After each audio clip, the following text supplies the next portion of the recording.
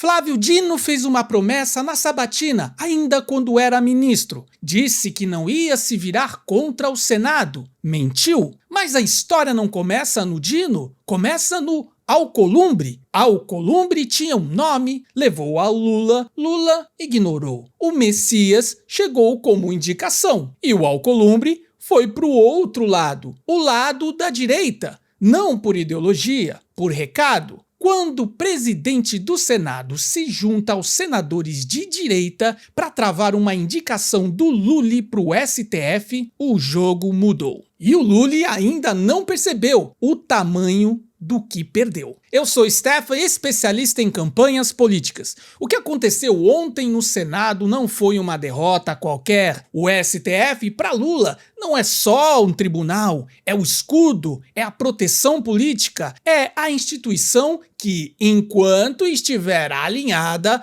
cobre o governo de cima. Quando uma indicação do Lula para o STF é barrada, não é só uma vaga perdida, é o escudo rachando. E todo mundo no Congresso viu isso acontecer. Isso não aconteceu do nada. Flávio Dino tinha um compromisso. Na sabatina, diante dos senadores, disse que não ia usar o STF contra o Senado. Mas chegou lá e fez o contrário. O Senado não esquece. E o Senado não consegue empichar ministros do STF. Mas tem outra arma, pode travar indicações. E é aqui que o jogo começa a virar. Alcolumbre não estava satisfeito com a indicação do Messias. Ele tinha levado um nome para o próprio Lula. Lula ignorou. Então Alcolumbre fez o cálculo que todo político pragmático faz. Para qual lado o poder está indo? E foi para esse lado. Se juntou aos senadores de direita, travou o Messias e mandou um recado que o Planalto não estava acostumado, ou pelo menos não esperava receber dessa forma. O bloqueio do Messias não é sobre o Messias, é a cobrança de tudo que foi prometido e não foi cumprido. É o Dino pagando a conta, mas é o Lula que está lá no caixa.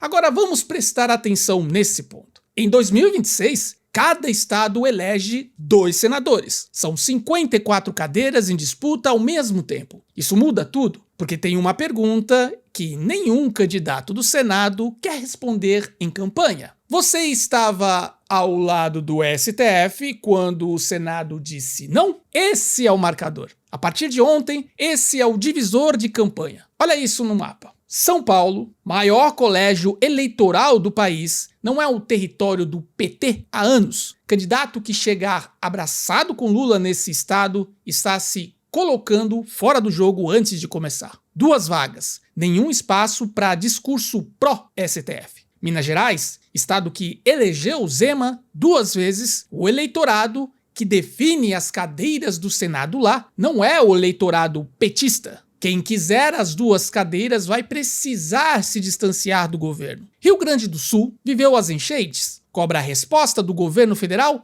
até hoje. Senador que aparecer defendendo indicação do Lully para o STF nesse contexto está se despedindo. No Paraná, base conservadora, Moro está no Senado desde 2022. O estado decide voto por rejeição ao PT com clareza. Segunda vaga também não é o território pró-governo. Rio de Janeiro, Flávio Bolsonaro já está se posicionando. Com a articulação que está se formando ao redor dele, o estado vira vitrine no novo polo. Candidato alinhado ao governo aqui não tem base para construir. E o Nordeste? O único território onde o PT ainda respira com mais conforto. Mas mesmo na Bahia, em Pernambuco, no Ceará, a segunda vaga vai ser muito disputada. O centro vai entrar e o bloqueio do Messias virou argumento de campanha para quem quer se descolar de Lula sem parecer radical. O resultado é esse. O STF virou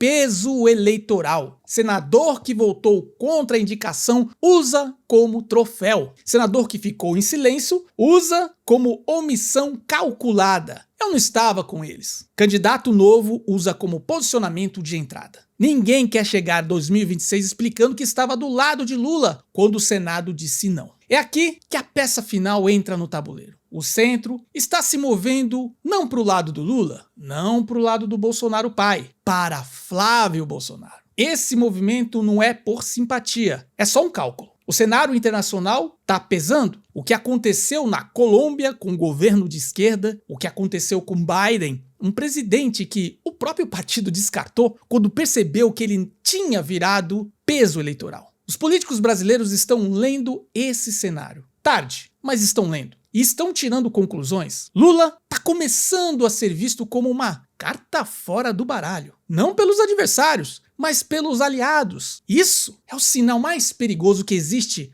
para um presidente. Quando o adversário te ataca, você defende? Quando o aliado começa a calcular a saída, não tem defesa. Lula e Biden não perdeu só uma vaga no STF, perdeu o Senado como parceiro, perdeu o centro como base de sustentação e começa a perder o argumento de que é o único caminho viável em 2026. O bloqueio de Messias ontem foi uma derrota, mas o que vem por trás dela é muito maior. Mas me conta aqui o que você acha disso. Você concorda? Deixa o seu comentário. Eu quero ler e saber a sua opinião. Para você que chegou até aqui, eu vou te pedir para curtir esse vídeo, comentar, compartilhar com os amigos, nos grupos e entrar no nosso grupo fixado nos comentários. E o mais importante, se inscreva no canal, assim você me incentiva e muito. Que Deus abençoe a sua vida, a vida das pessoas que você ama. Que Deus salve e abençoe o nosso amado Brasil.